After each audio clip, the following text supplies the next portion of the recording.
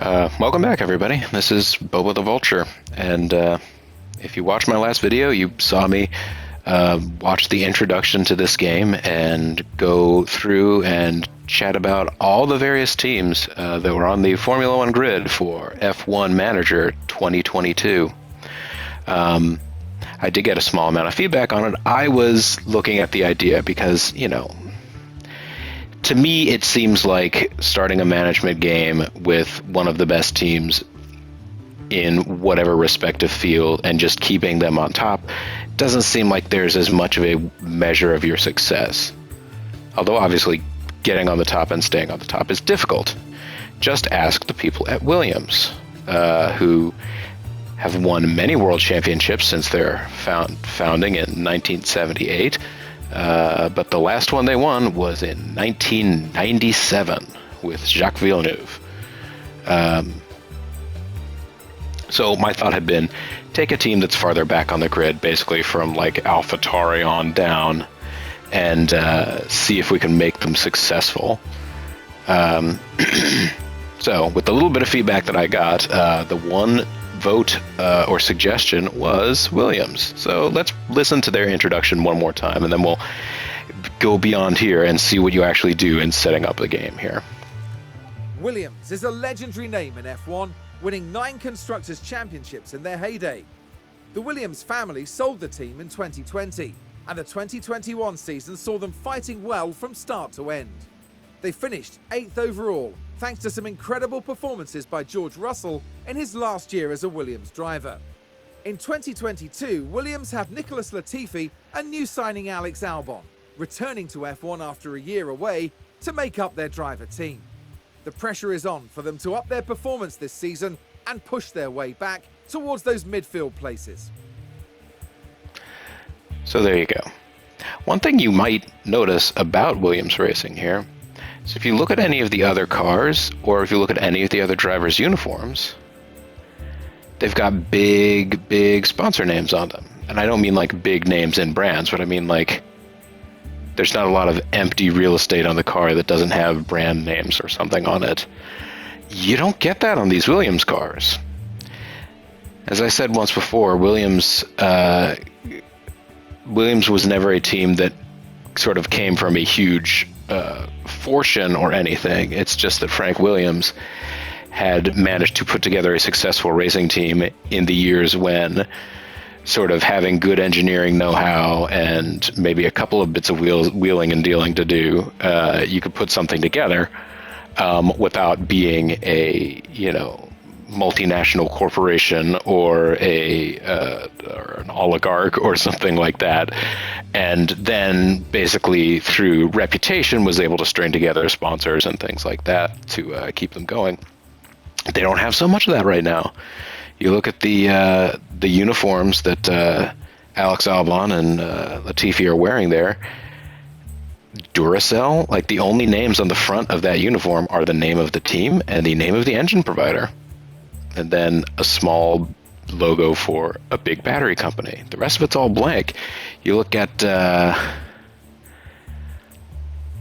Red Bull's obviously going to say Red Bull on it, but like, let's go back to Petronas here for a second. You see Petronas, big lettering. Also, they have the big spots for Formula One sponsorship are on the side pods and on the air boxes. The side pods being sort of that little sticking out portion along the sides of the car. Although on the Mercedes this year, they kind of sculpted that way in. So it looks a little bit different than some other Formula One cars of the time. And then the air box is that part at the very top where you see that sort of scoop hole, sort of the upper part of the side of the car. Those are sort of the big spaces that you could put big logos and things. You see Petronas there, and you look at their uniforms, and they've got names all over them. But anyways, you go back to Williams, and there's not so much happening there. It's the cupboard is bare. On the side pod of the Williams it's a name so small that you can't even really make it out very well. Of course, images that they're using to display the car don't help with that very much. But also, along the airbox, there's like one little brand, and then again, just the Williams W. Let's take a look at some of their other stats, though. So their season objective is to not be last, basically. 9th place out of 10. Long term, they want to start scoring points. Their starting budget balance is low. So as I said, it's not a team that has a lot of funds. Maybe we can attract sponsors. Maybe we can get something going. Maybe that's a part of the management. I'm not really sure what all we'll see. Their car performance. They have the worst car. They have the second to worst driver pairing. They have the second to worst staff. And they have a almost middle of the road headquarters as their strong suit. The factory in Grove. Their drivers are Nicholas Latifi, Alex Albon, and then Jack Aitken. Their technical chief is Francois Javier de Maison. Their head of aerodynamics is David Weeder. The race engineers are Jake Irwin and Gaetan Jago. That's interesting. But yes, founded by the passion of the late Sir Frank Williams, Williams fast became a behemoth. It's the behemoth of Formula One. Their history is one of brilliant design and fierce competition. In the past, they've racked up plenty of impressive wins. The Williams family ceded their stewardship of the team in 2021, and with new leadership, the sleeping giant is ready to wake up and make waves. Yeah. So, Williams' last real big taste of success was in the 90s when they had technical assistants. Was Adrian Newey there at the time? They basically had what were considered the fastest and best cars of like the early 90s and to the mid 90s. So, in years where Michael Schumacher was in a car that was competitive enough that he could win world championships, he was winning those world championships. He was competing for them. This is basically in the time period where Michael Schumacher was in his first race team, the Benetton Formula One team, which eventually became Renault, which lay dormant for a few years and then came back again as Renault and is now the Alpine team over here. But anyways, Williams cars, they won. The testimony to their success perhaps is that their last couple of championships weren't won with the same driver. So it wasn't just one driver was just kicking ass and taking names and you could put it all on them. It was the car. They had a world championship with Jacques Villeneuve, and the year before that they had a world championship with Damon Hill. And yeah, anyways, let's select them. Let's set career settings. Okay.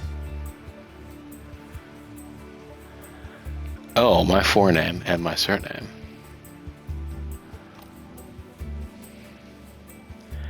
Well, I mean,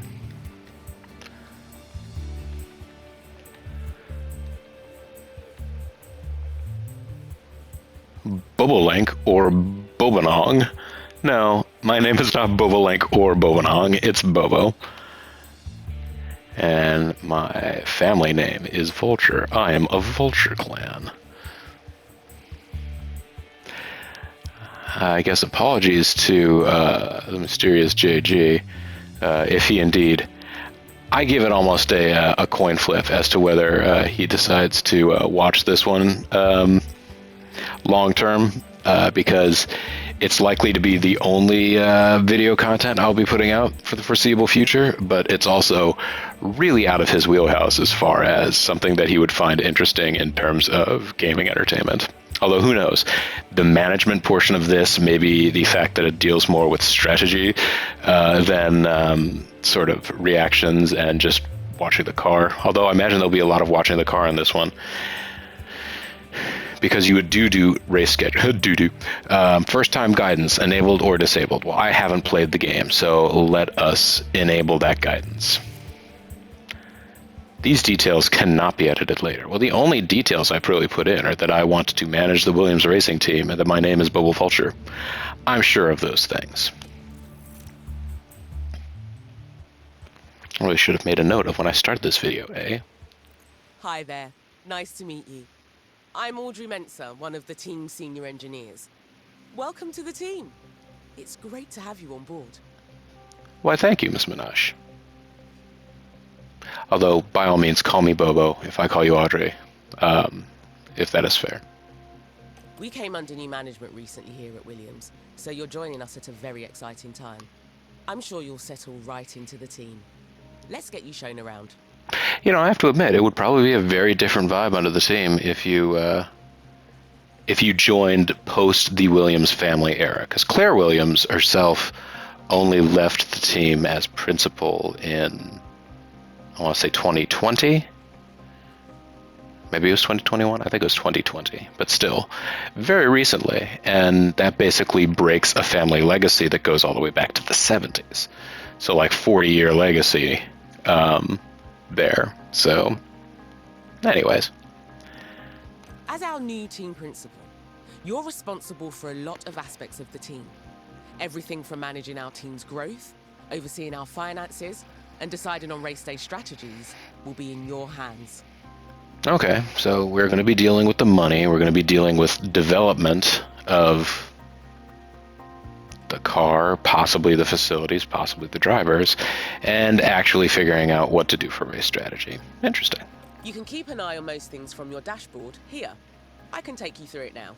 I would appreciate that, Aubrey. First up, an overview of the board. They're the ones who set the expectations for the team. If they're confident in your leadership, you'll be fine.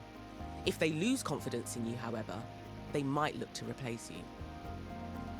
Poor confidence is medium right now because I haven't done anything yet. I haven't done anything to impress them. I haven't done anything to disappoint them yet. The board sets season objectives for the team to achieve. Reaching them will help keep confidence high, so be sure to familiarize yourself with what's expected. You'll want to keep an eye on the long-term objective for beyond this season as well.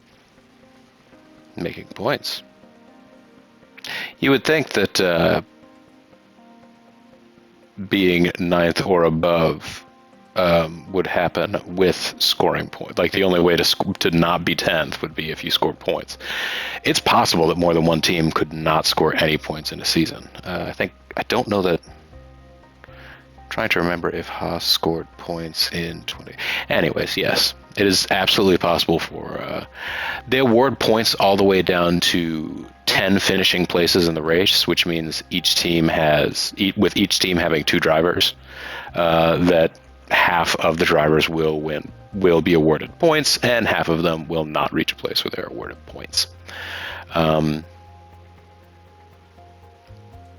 So it's possible that if your team is consistently poor enough, neither driver will ever finish in the top half, and thus will never receive any points. It'd be unfortunate. In the old days, they only awarded points down to 6th place. But yeah. Okay then, let's look ahead to the race weekend. We need to start preparing for the next Grand Prix, which will be the first of the season. Oh, they are opening the season in Bahrain. As it's your first day though, there's nothing urgent for you to address. Feel free to explore more, or you can select continue and sign off for the day. Once you do, time will pass, but don't worry about missing anything. You'll automatically sign back in if an important event comes up. Okay, so I can move around here and do things, and it probably would be wise to do so. So everybody is tied at 0 now, and yet we somehow are still near the bottom of the order. I guess because they still are organizing them based on constructors championship points from last year, maybe. We managed to edge out Alfa Romeo and Haas because George Russell was in the team last year. He was kind of a prodigy of a driver. Anyways, and the Drivers' Championship, you can see. Here's all those drivers out there. Max Verstappen, Lewis Hamilton. So this will give you an idea of what the Drivers' Championship points were last year. This was Valtteri Bottas was in 3. He's got a little dark red mark on him there because he is with Alfa Romeo now, but he got those points being the teammate of Lewis Hamilton at Mercedes. So you see Carlos Sainz and Charles Leclerc in 5th and 7th. Pretty good result for Ferrari. Lando Norris and Daniel Ricciardo. See, the guys kind of are close-ish to each other typically, because it's a lot about the drivers, but it's also a lot about their car. So you'll see Pierre Gasly. There you go. That's a little shout out there for JG. Fernando Alonso, who I'm told could possibly be the great ancestor of Alonso Ojeda. Not sure that's how names work, but we all remember that guy. He was the guy who talked kind of like Elvis and was sort of a mediocre mate in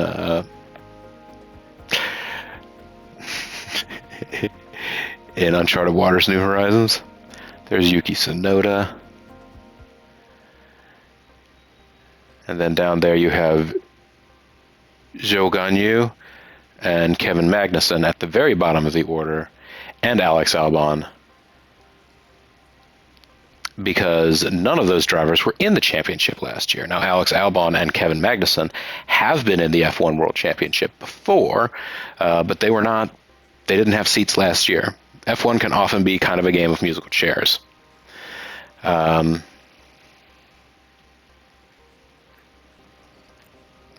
Let's take a look at Nicholas Latifi here.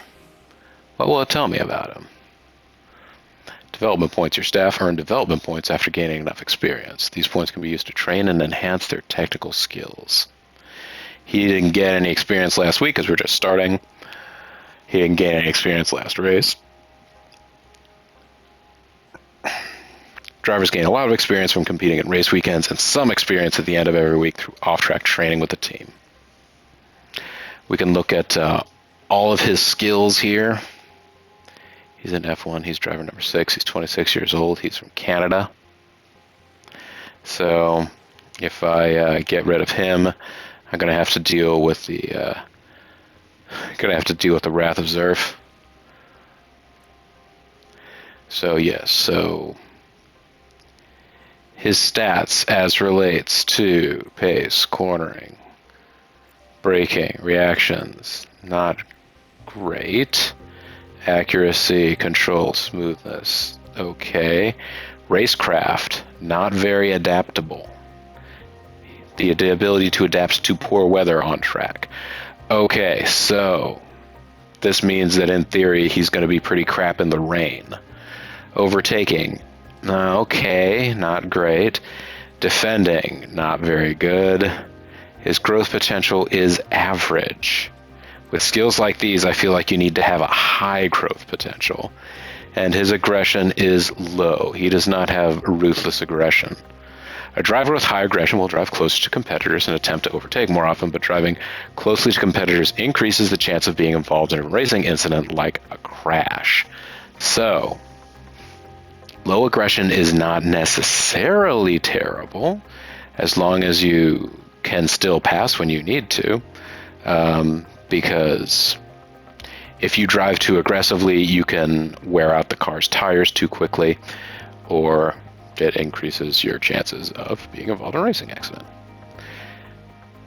I can compare drivers. I can compare him with Alex Albon. Alex Albon, his performance, his setup, all car parts are fitted. So, car build. The car this driver will pilot the next race weekend. Check the cars. Build or fit new parts from your warehouse. All the carts are fitted. So, every driver is paired with a race engineer who exclusively talks with them via radio during the race. How well they work together depends on the race engineer's skill, experience, and the time that they've been paired. High affinity boosts the drivers and the race engineer's morale, which makes it easier to renew their contracts. And Nicholas Latifi has been with Williams for 2 years, and he has worked with the same engineer for that whole time, so 156 weeks. They've been paired, so they get along swimmingly. Facility bonuses. He has a inspire your staff with a display of your team's history. Honestly, that'd be a kind of thing that we have a level 2 facility already because we have a lot of cool stuff. Provides a stay for staff to take a break and study their craft. They don't have a great one. They don't have a great simulator either. Having a race simulator seems like it would be something that would be very important to familiarize drivers. Now, neither of these drivers are rookies, so it's not going to be a matter of they need to learn the track. They've all raced there before. Alex Albon and Nicholas Latifi have both raced on all of the circuits basically already. So from that perspective, it's less important, but it's always going to be important to have a good simulator to be able to go through these things. His contract, he has a year contract, so he's got 10 months left on it. He has the salary of $630,000 with a race target bonus of 60. His bonus threshold is in 10th, so if he manages to score points, he will make himself a nice little $60,000 bonus. It would cost over $250,000 to break the contract. His morale is okay. We can negotiate a contract renewal, change their contract terms. Their patience is going to be, I imagine everybody is going to have fairly high patience at this point because this is not the time of year when you are looking to replace people because we haven't even just started yet. It's a measure of staff member job satisfaction. If morale is low, the staff member will be less likely to accept a new contract proposal. Scouting provides information about potential new staff members. Find a suitable candidate for the role and send your scouts to uncover any information that might be useful in negotiating a contract. So we can't even just find out about. So these are other drivers. So you see there are different drivers that are in different championships. You will see, I guess, the skills do go a ways down there, but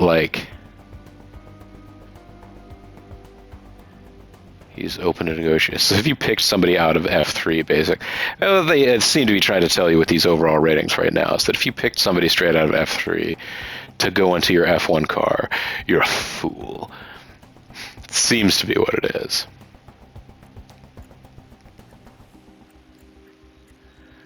Though there are some, like Kalen Williams here is an F2 driver.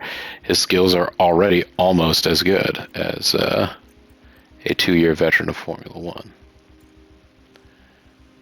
David Beckman.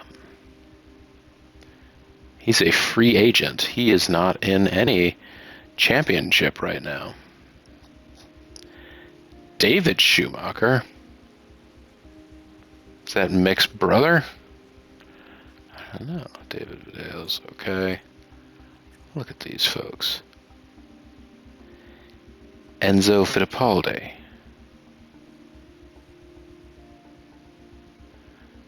Is this another Fittipaldi child?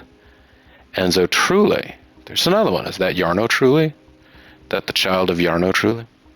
This is the thing now. Now we're getting to second generation stars. There's Esteban Ocon. He's our other driver. He's very talented. I am hopeful that he has the same overall rating in this game as Fernando Alonso. Can you imagine? Negotiation attitude, not interested. It's no, don't feel like going to Williams. Thanks very much.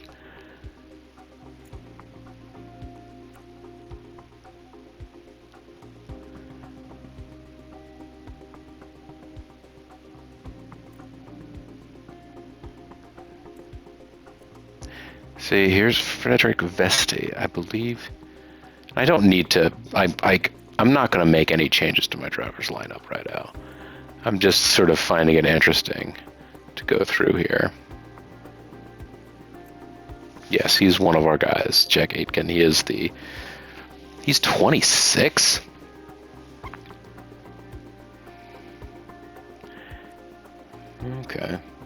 I said like, what? 26? He's so old. But I mean, in this sort of a sport, in this sort of a game, yeah, he is kind of.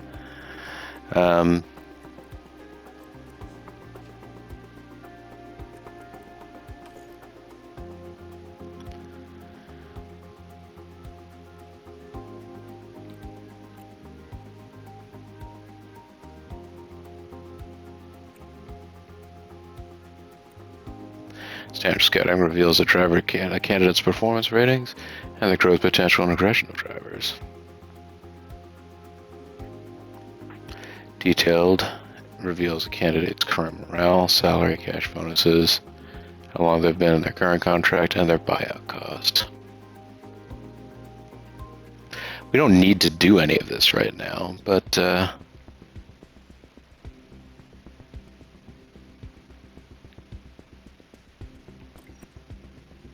we don't really know anything about his stats related to Latifi's. Latifi is at 73. I thought he was at 70 for some reason. You see there's a ton of names here. I suppose I should... Whoa.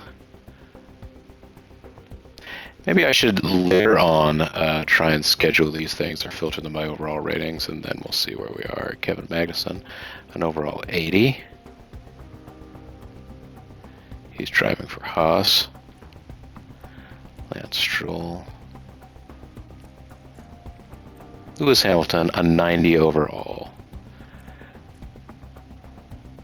I would have to imagine that they would either be, Max Verstappen or Lewis Hamilton would probably be the highest guys overall.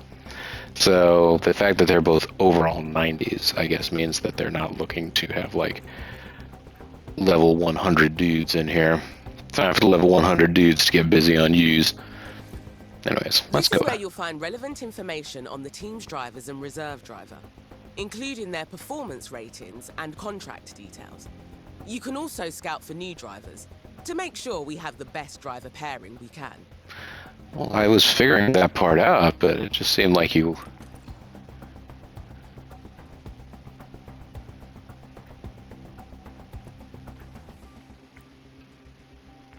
His morale is okay. His overall rating is 80. His contract will expire in less than... Well, yes, so... You can see here, when a driver has development points available, you can use them to improve their performance. Highlighting a performance rating will give you more information on their effects. You can also select any of the tabs at the top there to look into the specifics of the driver. For example, before you leave, you might want to check out their current contract with the team.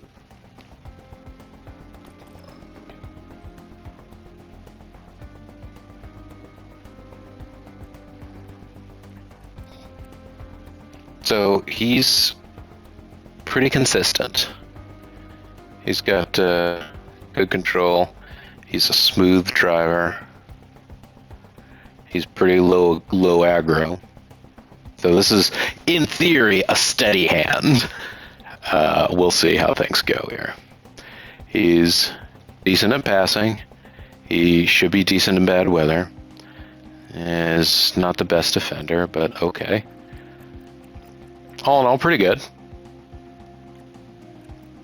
If I had to imagine one of these drivers to pin the future of the team on, it would probably be Albon over Latifi, but Latifi, in theory, is in car 1 right now. I don't know how much that'll end up mattering in the end. Jack Aitken, what's your deal? Oh, and what is your... Okay, they all have average growth potential.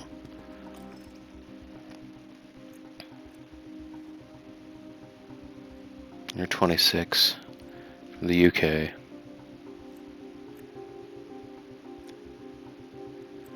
Adaptability. He's okay overall. He's not great at passing. He's not really good on the brakes. He's kind of slow reacting. Which, yeah, so maybe his issues are going to be all related to, like, in and out of turns, which unfortunately is a lot of what F1 is about, so.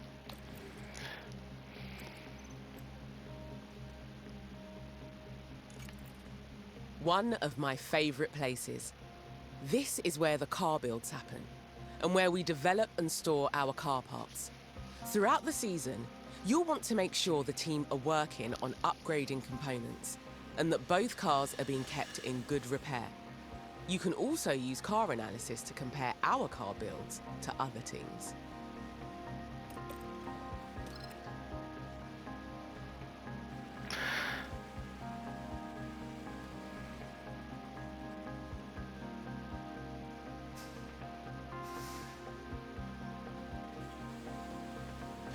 So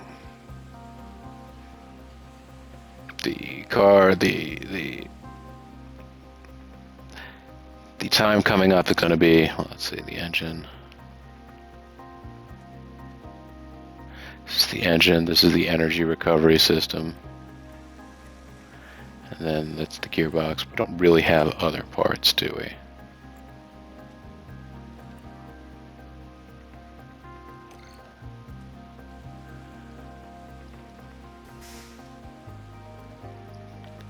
Got good power and stuff. It's in 100% condition. All right, well, the chassis. It doesn't have great aero, it seems like. It's doesn't reduce drag very much. Doesn't have great airflow. It doesn't cool the engine a ton. It's scoring F's here.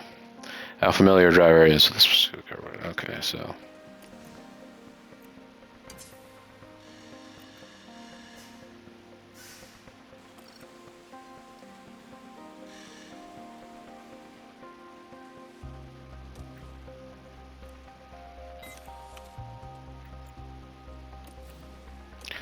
So how do I manage the development of these? Oh, car parts development. Well, let's analyze our performance. Every team will continuously develop their cars over the season, so it's important you keep an eye on them. You can compare our team cars against any other team here, or even against an average of all teams. If you want to drill down even further, you can compare performance of specific car parts too.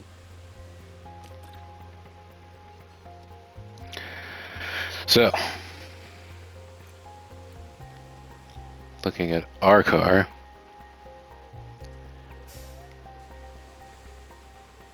we are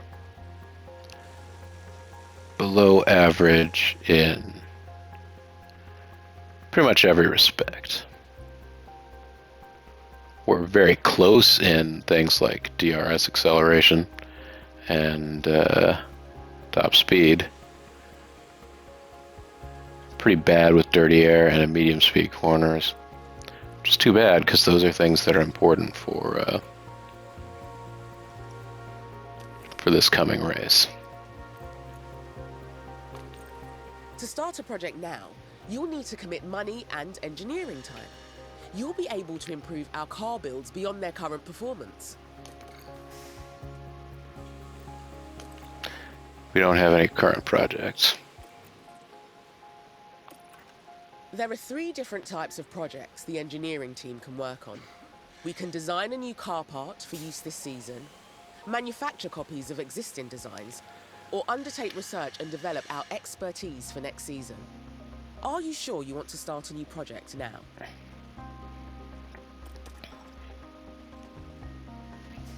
Research is locked until April. Okay. And we are, I'm going to guess if it's 11 days before the first race. Yeah, we are in March. So if we just wait like a month and a half, we can start working on the next season's car. Right now, our car is below average in every respect. What we might want to do is just try and keep ourselves afloat and put a lot of our research into making sure that we are ready for the next season. But I don't know.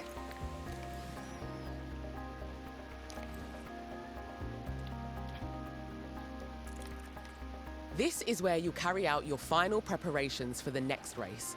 We'll come back here later. Okay.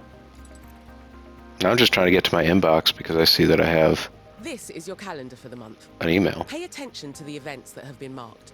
The race weekends have already been added for you. More events will get added as the season progresses. Okay. You know what? I'm actually going to get to my email here. Welcome to the team, Bobo. This is your new inbox. It's good to get in the habit of checking your inbox regularly, as you will often receive important emails from different sources. Great having you on board. And I'm actually going to go ahead and stop this video right here. And when we come back, we'll continue sort of looking at the basic formats. Maybe by video 3 of this, we'll actually get to advancing a day. Anyhow, this is Bobo the Vulture. This is still poking around at F1 Manager 2022. Thanks for watching all. Maybe see you again.